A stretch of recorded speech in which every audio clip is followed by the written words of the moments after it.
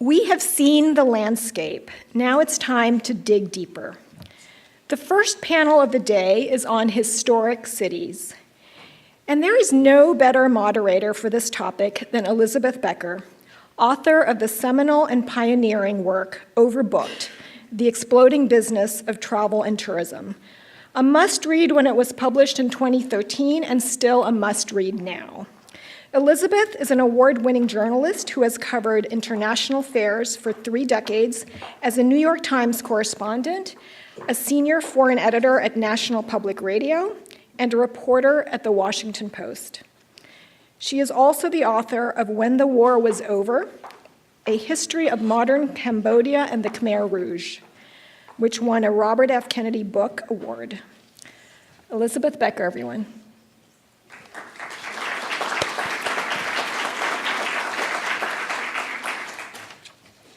Did I speak too fast? You're very kind, thank you. I'm a journalist, so I'm always late.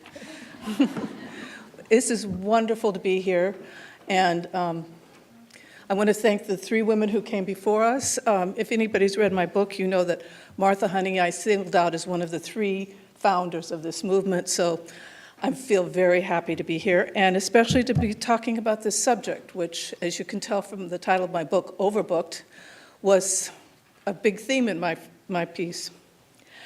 And especially I'm happy to introduce this panel because historic cities were the first hit by overtourism, and they were hit hard, and they were hit for the reasons that you're going to hear from these 2 men. Especially happy because the 2 people who are going to discuss it are the ones who really have to deal with it. As a journalist, I wasn't surprised to see that ultimately, even if they didn't have the authority to change things, the city governments, be it a city council, a mayor, appointed official, are the ones who are responsible for answering for everything.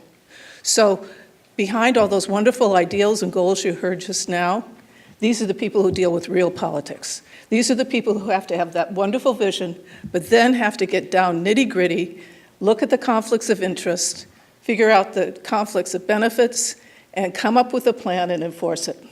This is the real people here. So I'm so happy they're starting off the day.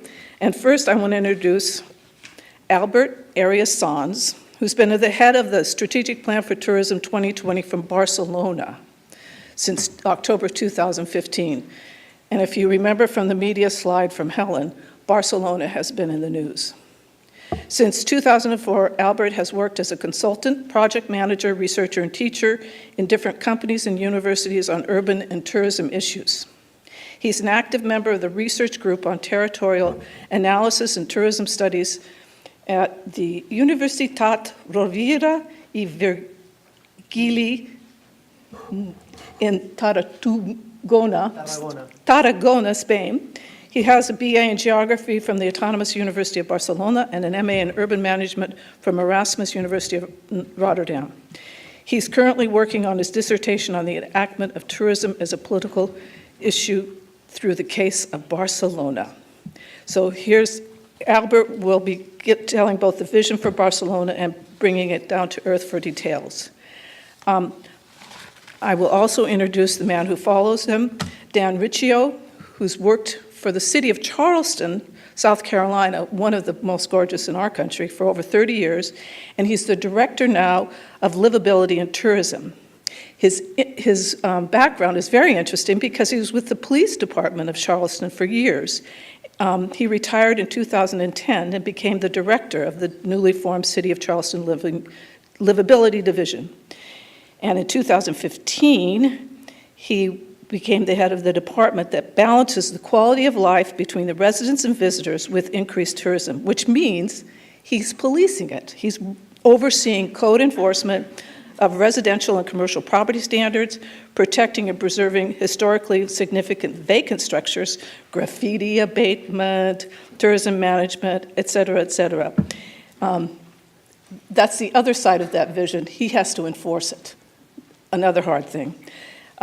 Dan received he's a graduate of Limestone College with a degree in business management and a master's degree in human resources management from Webster.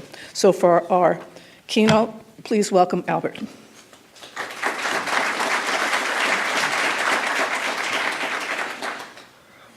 Okay, thanks everybody. Glad to be here. Thanks to the Center for Responsible Tourism to inviting me here. Such a challenge. I tried to explain to you with my perfect Spanglish what we are doing in Barcelona regarding this managing of over-tourism and trying to figure out how we can just shift from tackling tourism as an economic sector slowly, which is not deniable and is there and it's very important for the city. But something is going on and we cannot deal it just as such economic sector, but we are dealing it as a public issue. Media is there, but actual problems are there too. So we're not denying that. And what we're trying to do since 2015 is to integrate the tourism activity into a broader urban agenda. And we are very glad that the WTO is assuming and tackling and seeing and sharing this position too. So, okay, over tourism. What over tourism? Over-tourism is a word that has been outside for 2 years, something like that. But over-tourism related problems were in Barcelona since the mid-2000. But it was, as I've said, since 3 years ago that it has emerged as a public issue. I'll try to explain you a little bit how are we facing, what are we understanding as over-tourism, which are the main issues regarding over-tourism, and what are we trying to do to tackle the issue. So over-tourism is about volume. Volume matters, of course. The steady growth of number of tourism in Barcelona, it's a key issue regarding over-tourism, and seasonality matters too.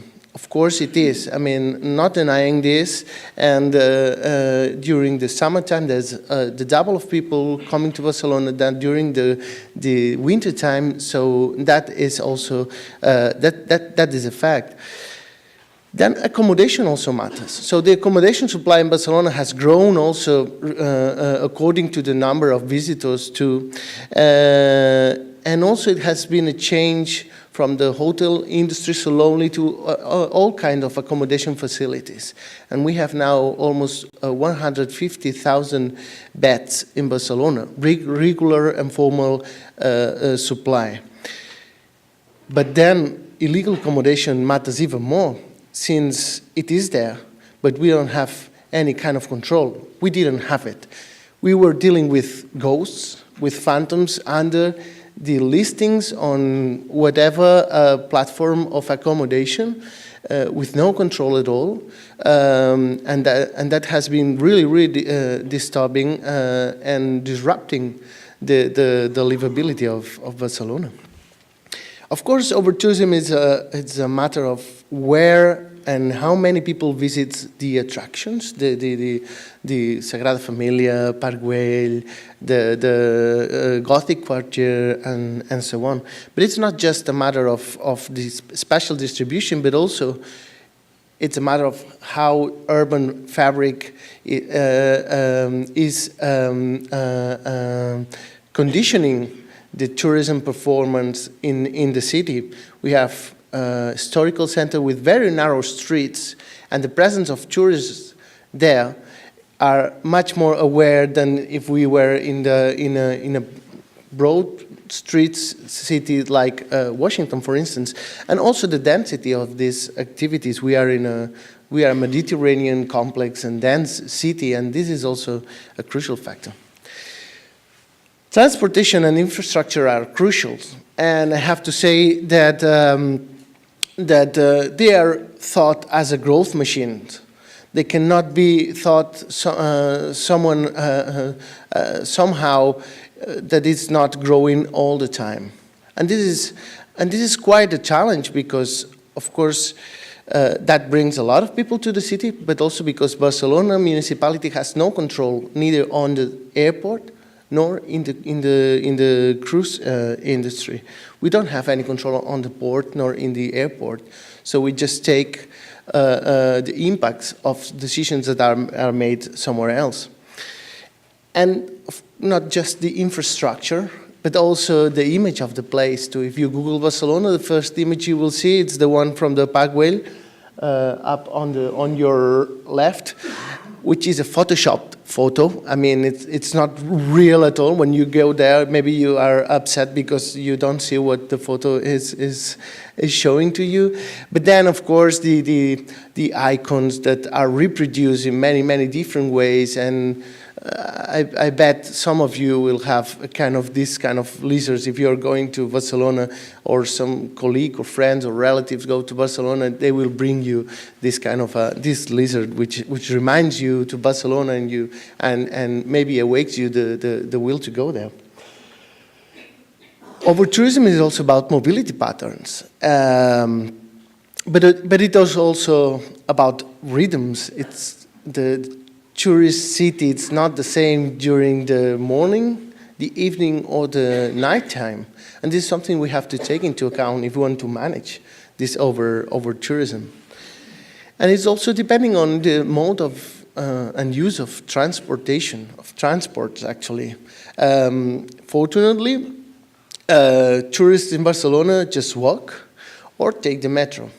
However, when they decided to do something else, it caused a big disruption in the city by, climbing streets with riding bikes, and they don't realize that there's a uphill climbing, and then they just drop the bike somewhere because they cannot afford the final destination, or these Segway tours. And we don't have any kind of special issue with the Segways. I've never tried, but I'm sure it's fun. However, it's not a matter of if yes or no. It's a matter of how this kind of mode of transportation is jeopardizing other kinds of living in such a narrow streets. So Segway tours are fine if they are not 20 Segways in a narrow street of the old city. And I think it's very reasonable and fully understanding. I mean, it's a common sense. It's nothing more than that. So, and it's also volume again, of course. And we have made this mobility strategy. I will tell you a little bit after. And we take into account that it was the 10% of the total of mobility in the city was made by tourists, from 10 to 15, depending on the peak days. And in August when everybody is leaving the city to go on vacations somewhere else, it's about the 30% of the total mobility of the city, and nobody took that into account before. So that's something that we have to provide mobility solutions for these 150,000 people on average every day. So we have to think how we want them to move, despite their wills. Because if they want to take a Segway, the whole 150,000 people taking a Segway, that would be hell, So. And of course, we have to move beyond perception, but perception it's also a nice way of grasping issues if they are also public. I mean, and what we have in Barcelona is that you can see the green line on above, people saying that Barcelona is reaching to the limit to host more tourists. And it's not an invention. It's not a media invention, but the natural answer for the residents when they were asked to. And this is important, and we have to take positions with this too. And also because, and this is a key topic, and maybe you can think it's not related with over-tourism, but if we are, and we want to become a tourist city, we are not denying it. We're glad to be a tourist city, but tourists has to promote the well-being for the whole city. And one of the key factors is that the low wages that the central economic activities related with tourism are giving to the workers. and we are half of the average wage of the city related with restaurants and hospitality industry. And I don't think we can imagine a good future with these kind of figures. And why to worry about this over-tourism? We worry because it is specializing central areas, and as I've said before, we are a dense, a complex, and diverse city. We want to keep on being like that. But visitor economies is taking much of the ground floor activities, very focused on how attend the visitors, and it's fine, but it cannot be hegemonic. We don't want them to be hegemonic because we want people to live anywhere in the city. We don't think we have to specialize parts of the city. And of course, people is answering that tourism is affecting the cost of living, and 80% of people is saying, yes, tourism is rising prices. There's a kind of a controversy with the data here. Of course it is, because, well, but it's barely deniable that you can, I think we cannot deny that accommodation is affecting, not the only one affecting, but a central part affecting the rental market in the city center. And this is also about how can we stand for keep on people living in the city center if tourism is one of the factors that are rising prices. And of course, there's a much more actual disruption, if you want. This is a little square, historical square in the Gothic quartier, where it used to be a playground for a school attached to this since 50 years ago. So, and 2 years ago, we have decided to fence the square during the playground time, so to allow children keep on playing in this square, and then when the playground time is over, then we take out the fences again. Okay. But it's also, and this is crucial too, and maybe we have to face it more strongly, but this is also about the competitiveness of the destination. When we ask tourists what is the leisure aspect you like from Barcelona, they say there are too many tourists to enjoy the city. And this is crucial, because if we want to be competitive in a very competitive environment, and this urban tourism network of cities in Europe at least that are competing each other to attract visitors and so on, people saying that there are too many tourists to enjoy destination, that would lead some kind of alarms here. So what are we doing? We have a plan, as I've said, since 2015. Well, actually, it was presented by the very beginning of 2017, after 1 year of working hard with many topics, engaging many people at the same time. But I would like to say regarding this that talking with many different people, so engaging community, neighbors, and so on, it's fine. I think it's fair.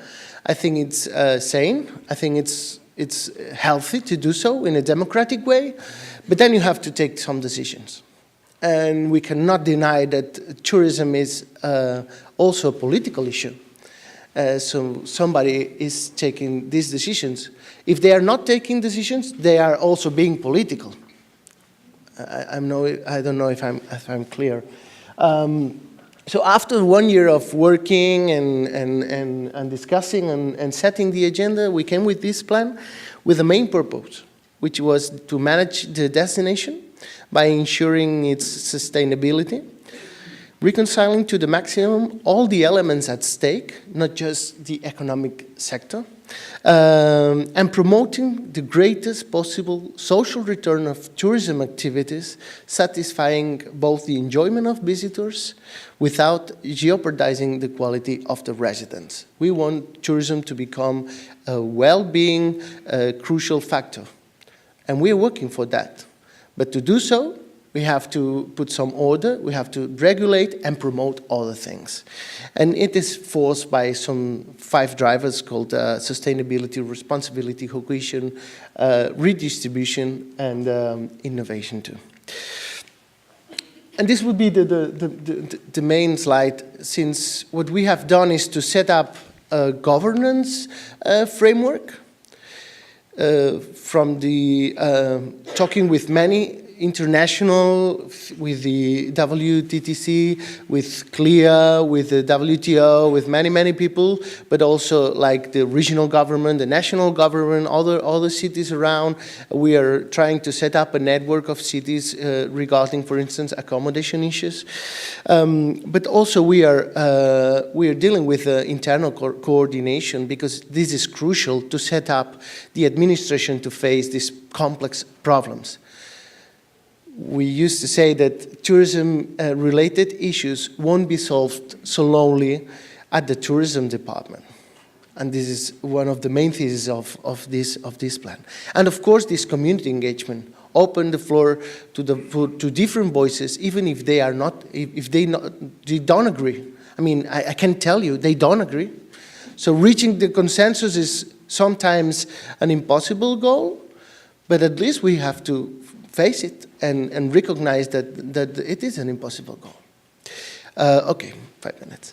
Then we've set these strategies, and I'm going to talk you, and also changing some tools that are crucial, like urban planning, the enforcement, taxation, this knowledge and communication, and these hosting policies. And regarding the strategies, what we are doing is trying to connect, intertwine, and integrate all these sectorial strategies at the same time. So we have this territorial strategy, this mobility strategy, accommodation, economic development, and of course also marketing strategy. Regarding the accommodation strategy, we can talk later on if you want. We have set a zoning plan. We just cap the new hotels in the city center. It's easy as it sounds. Then we have changed the enforcement system, facing that we have a global problem in a global network such as internet, so all the efforts goes there. We don't knock the doors anymore before knowing for sure that there is an activity, and we know that because of we are tracing the platforms. We have a mobility strategy regarding these tourism-related mobility patterns, like the hop-on, hop-off, like the coaches, or all these segways and all these kind of things. We are starting a new marketing strategy. Actually, we didn't have a marketing strategy, a destination marketing strategy with 3 goals: to promote the competitiveness of the tourism activity, but ensuring the highest social return, to boost the multiplier effect of tourism in the strategic economic, in another economic strategic sector. So tourism itself is not the goal, but to improve and to make turn tourism as a lever for other economic activities, and to integrate. And we're thinking as an integrated tool, as I've said, one of these strategies from the sustainable destination management. We have an economic development strategy. We are promoting the things we want to, and we are trying to conceal tourism with community projects, for instance, or we are making some formation programs in order to set up the economic activities. And then we have this territorial strategy. I don't think I have time to go in deep, but again, guaranteeing the social returns of tourism activities with all the scales connected one each other. So we cannot understand the overcrowd of some spaces without dealing with the global and with the global mobilities, or the metropolitan area dynamics, or the district policies. Well, Okay, I'm finishing now, but I'm finishing by saying that there are no magical solutions. I will be very aware if someone's saying I have the solution from your over-tourism problem. What we are saying is, again, we have to integrate over-tourism into the urban agenda. Tourism is an inherent part of activity of the urban dynamics. We cannot split anymore. We cannot say this is tourism and this is not tourism anymore. The boundaries are really blurred. So we have to focus on practices. And by focusing on practices, we can regulate such practices. Over-tourism is an urban problem and requires urban solutions. And then this is important, not only acting to regulate tourism, but also to maintain, how can we maintain residents' ability to negotiate this space, these urban resources with tourism. And also the last one, I think it's important too, prescriptions and preventions are much more effective than managing these side effects. Thank you very much.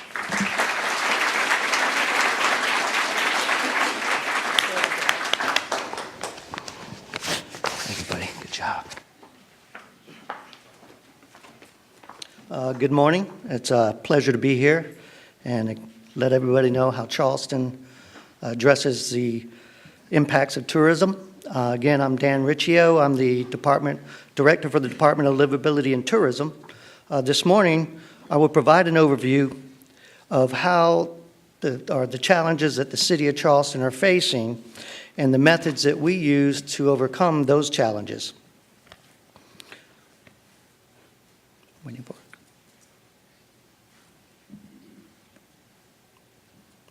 Waiting for the video, I'm sorry.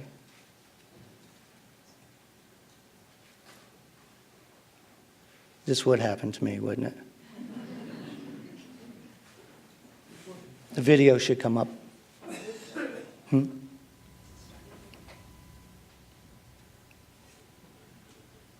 Charleston, South Carolina, founded over 3 centuries ago, is rich in history, culture, and architectural beauty.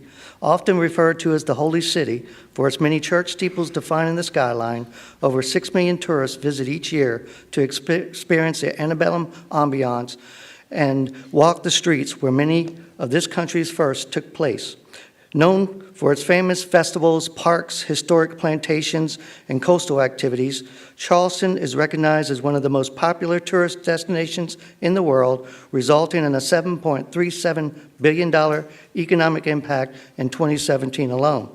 The city's role is not to attract tourists to Charleston, but provide mechanisms to better manage and regulate the tourism industry to ensure that tourists, residents, and industry employees can traverse the streets and sidewalks as safely as possible.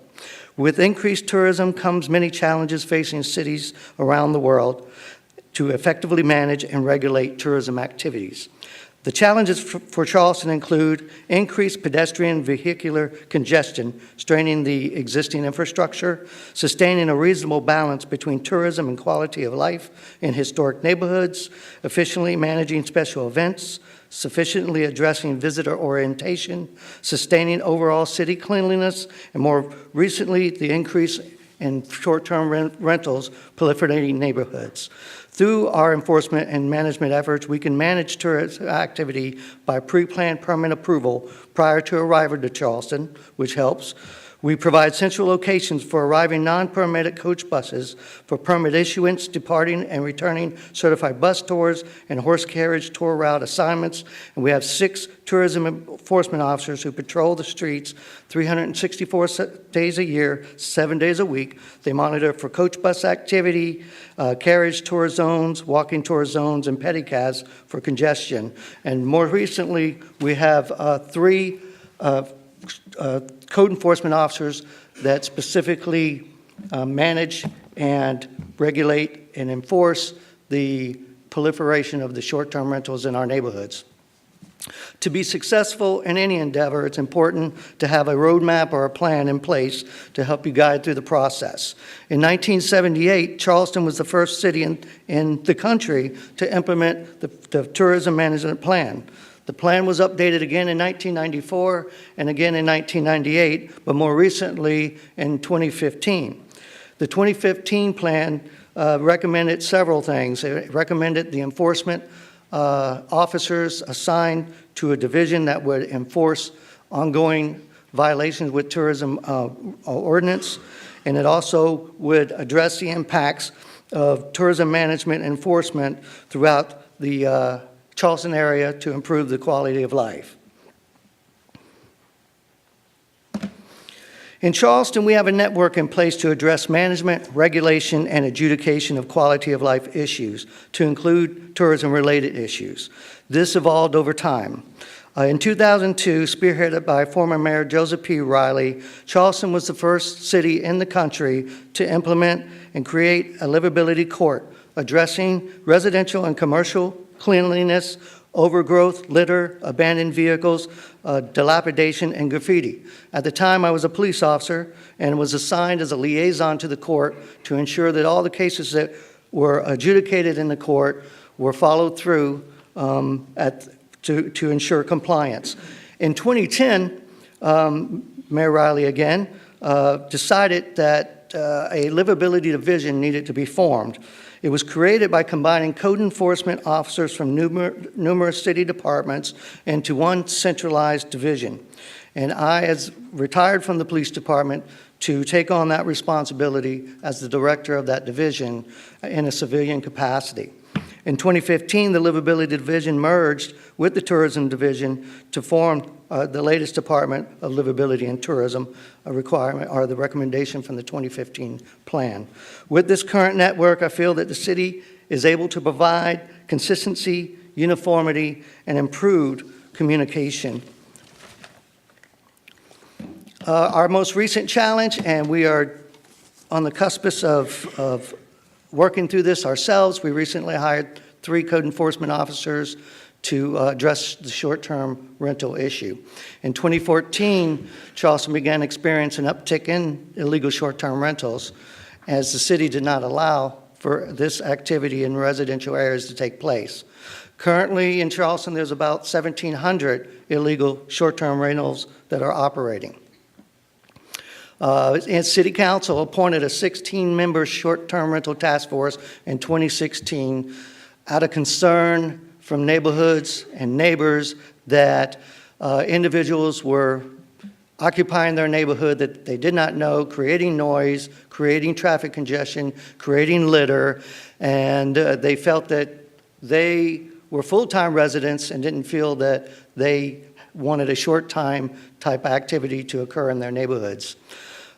This task force came up with recommendations. It took about 1.5 years to complete. Those recommendations were given to the Planning Commission and reviewed by them, and ultimately it was legalized throughout Charleston in residential areas, but in a very limited portion. The new ordinance states that the property must be the owner's full-time primary residence. Investment properties are not eligible, and a host must sleep overnight at the property whenever it's being rented, much like a bed and breakfast would be with the host at the location, to ensure that things are going well at the property and stay under control. Short-term rental, up to 4 adults, regardless of their relationship, can stay overnight in a short-term rental, and I think the teeth to our ordinance is that simply advertising a short-term rental on these sites without a permit through the city is a violation of that ordinance. So that makes it a little easier for us to pinpoint and be consistent and concise with our prosecution efforts. How do we do it? How do we enforce short-term rentals? There's thousands of ads out there. We use a software company that basically does most of the work for us. This software, enforcement software, extracts information from these web pages. They locate the residents that are advertising short-term rental. They validate these locations. They take photographs for us. They provide documentation to us and provide it to us in a report that's given to the officers for assignment. I went a little further with that investigation tool because I knew that it would be challenged, quite frankly. And each officer that's assigned a case is tasked with going through each location and obtaining as much additional evidence as possible to take to court. This could be pictures of out-of-state tags and vehicles. This could be pictures or photographs of people coming and going with luggage on constant basis. This could be the cleaning crew coming in, showing evidence that this is definitely not a normal residential activity. Interesting enough, July the 10th of this year, the city began to legally permit and accept applications for short-term rentals. We did have, or do have, an area of the city that allowed for bed and breakfasts, obviously, and commercial short-term rentals. And when the application process started, the intel that we got received from our short-term rental enforcement technicians was that on July the 9th, 150 ads dropped from the websites. In other words, I guess people knew that it was coming, enforcement was coming, became nervous, and they dropped their ads. Since that time, interesting enough, we have started sending out many letters of warning to individuals. We offer that first bite of the apple to them, giving them the chance to make it right, come in compliance. They could either apply for a permit or cease and desist their activity that they're doing in the properties. Since we started just a month and a half ago, over 450 listings have dropped from the Charleston area. So that to me is showing that individuals, I won't say normal individuals, want to do the right thing. Law-abiding citizens, I should say. But with that, we had not, our first court cases go to trial October the 8th. So we're still a work in progress. I'm confident that this will help our city and help our residents, our neighborhoods, with the additional influx of congestion that's not deserved, in my opinion. And we are putting the mechanisms in place to address this current issue and also the issues that have been occurring throughout the tourism industry. And that's Charleston, a beautiful place, kept that way.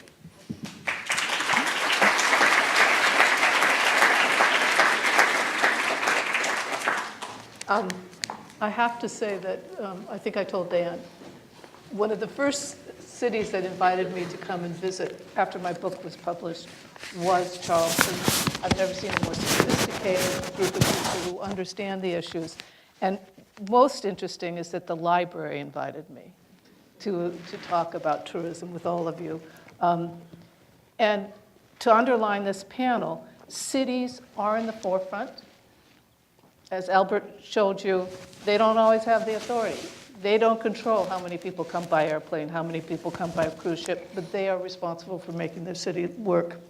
And on that note, Dan mentioned Mayor Riley, Joe Riley, who's famous in urban circles for recovering, restoring the beauty and livability of Charleston easily. And in the residents' perception slide, Albert showed you how the happiness with tourism went went up, the unhappiness. And around, just at that critical point in 2015, a woman named Ada Colau was elected mayor of Barcelona. I think we believe the first European politician to become a mayor on a platform to control tourism. And this points out one of the subjects I think that we should all be looking at as we grapple with this issue, the role of leadership. She's trying. The reason that Albert is here is because she's got her tourism plan. The reason that Dan is here is because Joe Riley was serious about it from the get-go.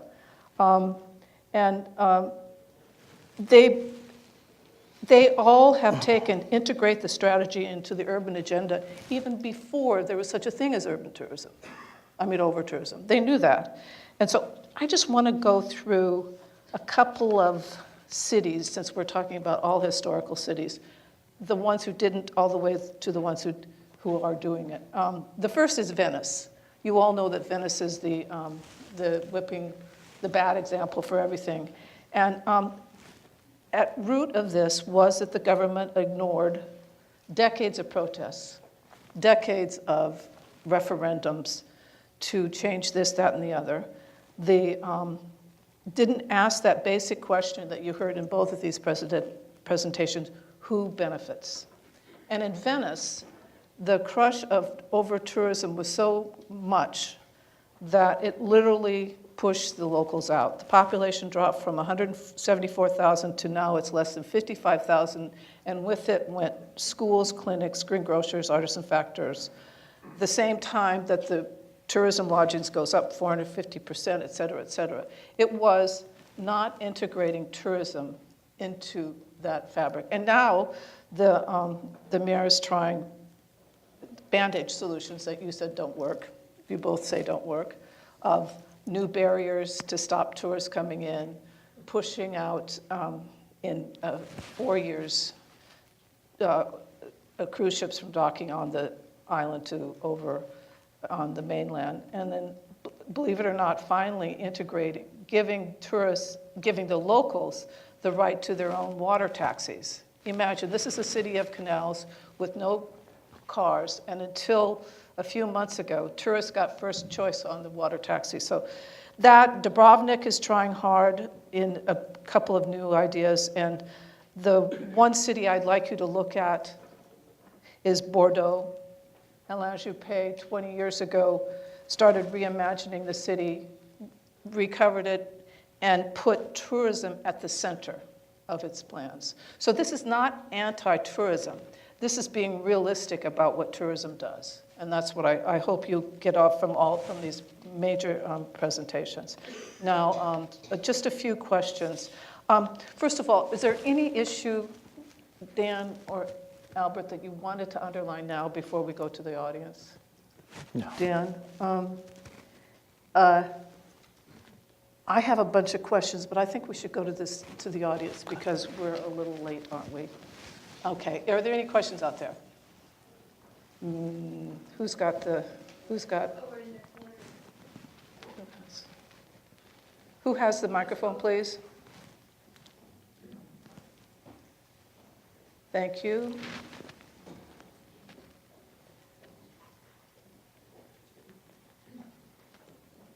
Yeah, we see you. Thanks. Hi, everyone. Thank you for such an interesting presentation. I'm Talia Salem, an alum of GW. I'm really happy to be here. I recently attended a presentation where Amsterdam Tourism talked about how they were using amusement park technology to help see where people are visiting and using digital platforms to manage visitor flows. Given that today's theme of World Tourism Day is also digital platforms, how have you seen in your work that you're using digital platforms to help mitigate over-tourism, or even, in some cases, they might be the causes, but how do you see that intersection between digital technology and managing over-tourism? Thank you. Albert? Yeah, I can handle this. We are using digital technology. We are trying to figure out how to trace mobility of visitors through the mobile phones devices. It has changed the European law regarding this topic, so we are not able to do so to the data protection, the personal data protection. But we are trying to figure out. And now I will be clear. What's the comparative advantage of doing so? Because it's a lot of money doing so, and you reach to the same conclusions as if you just put 10 people and on the streets and take back the information. So on this analysis of flows and so on, I know the Amsterdam app. We are really in touch with Amsterdam municipality. We have facing exactly the same issues, and we work very close together. On the other side, what we are really concerned, as I said, it's on how to face the unbalanced relationships between cities and global platforms. Because they are not taking any kind of liability with what they are doing. They're just kind of economic mediators. So we are trying to lobby with other cities at the European Parliament in order to change, or at least to make that relationship more even. Because now it just works if you have an enforcement working and a legal framework that allows to fine these platforms, which the total amount of the fine is not the point, but the media repercussions of saying you're not following my rules. So, but we are in touch with them, and we are finally got a commitment of not announcing illegal listings, for instance. We are very glad to do so, and actually that's something that Lawrence Evans, the housing deputy mayor from Amsterdam, said once, and I'm paraphrasing him. I'm quoting him actually. Platforms need cities much more than city needs platforms. So this is something we have to take into account. Is there another question? Jonathan, right there. For both of you, this is kind of a public relations question. Does the average resident in either of your cities benefit from tourism, and do they know it, as through, say, for instance, tax benefits or whatever? Well, in Charleston, that's a two-sided question because, and thank you for doing that for me. We were together yesterday. In Charleston, there has to be a unique balance, and don't want to use normal or common, but there are residents that feel that tourism is great, it's wonderful for the economy, but they may live in an area that's not directly inundated and impacted by the tourism industry itself.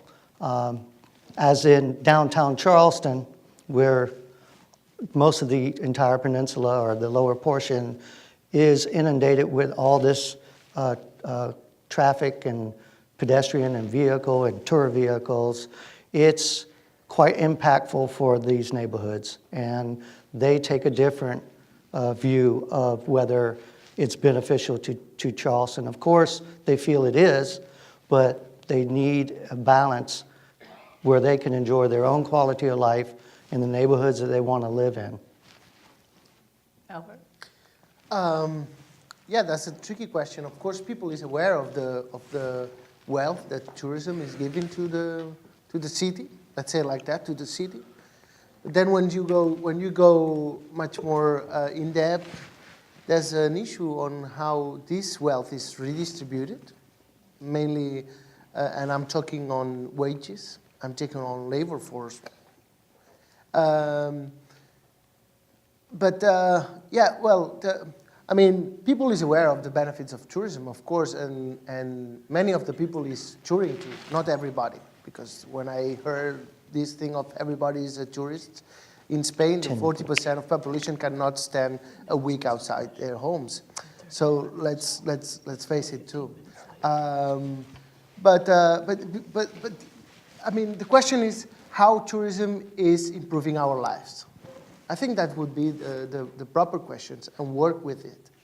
And this is the frame, at least, that we are dealing with, how tourism can improve our well-being in the city without jeopardizing, of course, the quality of living in the city. Is there any question on this side? Yes, please, in the corner. I have a couple from the online audience that's joined us. Thank you. One for Mr. Riccio and one for Mr. Arias. That's okay? Mm-hmm. So the first is for Mr. Arias. There is a new buzzword, anti-tourism, that needs to be understood. Can you please explain your views on anti-tourism in the context of over-tourism? And for Mr. Riccio, is there any progress achieved in moving the cruise terminal from Charleston's historic area to reduce pollution and congestion? The Port Authority has been a key player. Go ahead. Well, of course there's a feeling that something's going on wrong, and there are people pointing to tourism as one of the main factors of the loss of quality of life. But there's something related with the urban condition. I mean, protests have been there since the very beginning of the city. Actually, Barcelona is a city that has hosted a lot of protests. And it's still hosting a lot of protests, and this is one of many other kind of protests. What we are doing in the public administration, it is not to give them this term audience.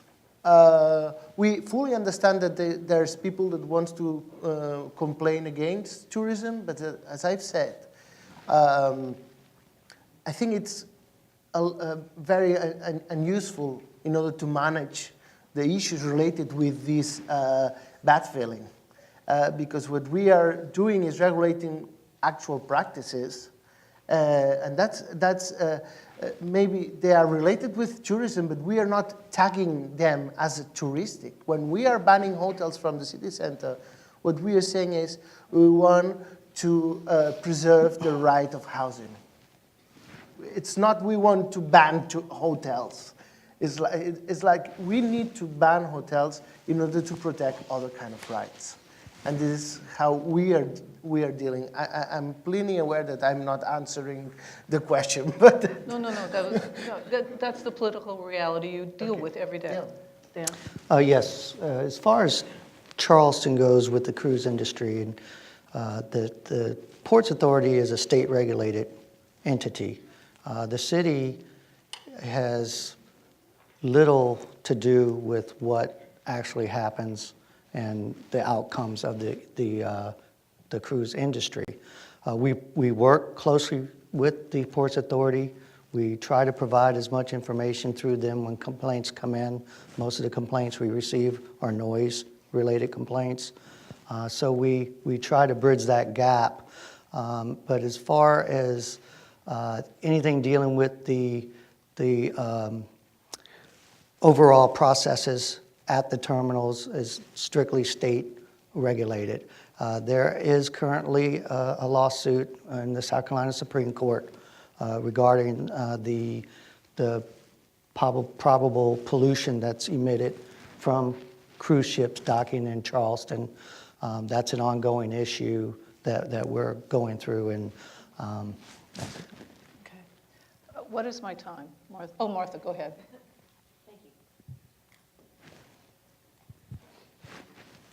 that's a question. Okay, but Martha got to. Okay, where's the other one? Thank you very much. Just as sort of a follow-up to what you were just discussing about the port and also airports not being under the control of the cities. And this seems to be an issue not only in Charleston or in Barcelona, but more broadly. It seems to be the case in the Caribbean as well.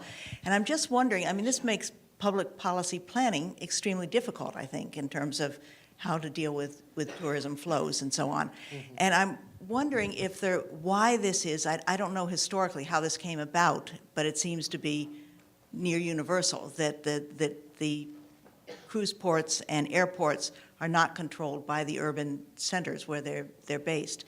Have there been any efforts to challenge this? I'm just wondering what you all have seen and if there are any efforts to reform this so that we can really bring the airports and the cruise ports into the discussion and into the sort of mix of reforms that need to be made from a public policy point of view. I'm going to do the moderator prerogative because this is universal. This is around the world, and it has been a national prerogative to be this part of national planning. And from the enormity of China to the small Caribbean ones to Charleston and Barcelona, they jealously guard the ability to determine the airports and the ports. The national governments or states? National governments, federal governments, whichever it is.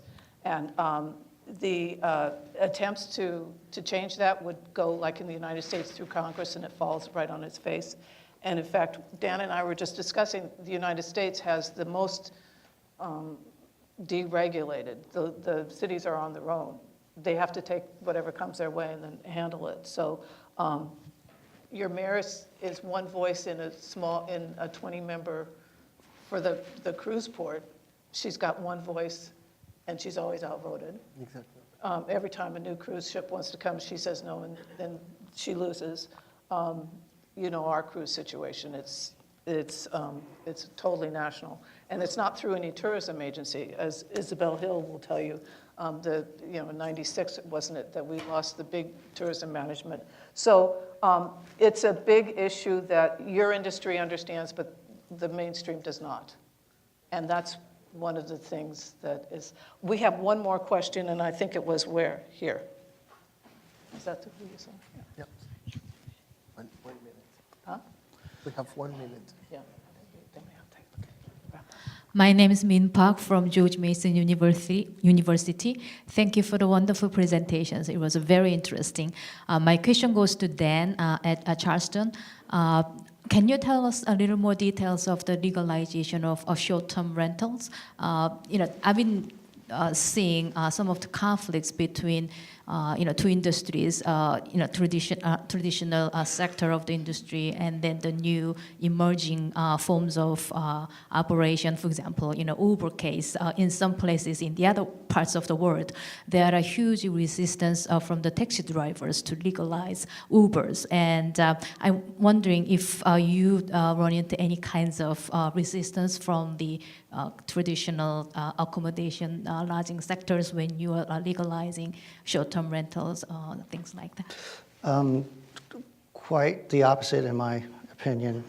The information that I receive in conversation, the other accommodation or hotels and other industry that provide the services are concerned about the influx of the illegal short-term rentals causing a negative impact on their hospitality and their role. So I would say that with the local accommodations and through the Bureau, they support our efforts in regulating as best possible.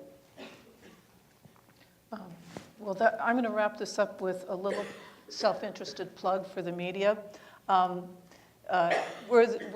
the most non-interested. We don't have any stake in this. And I just want to say that media does cover these issues. We do try to connect the dots. We try to give everybody voices.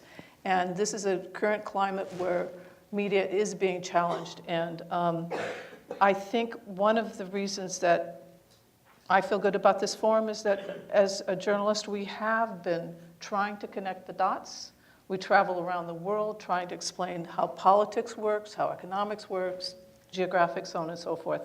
And I want to continue hoping that you all see us as non-interested observers who do believe that we have a role in telling your story.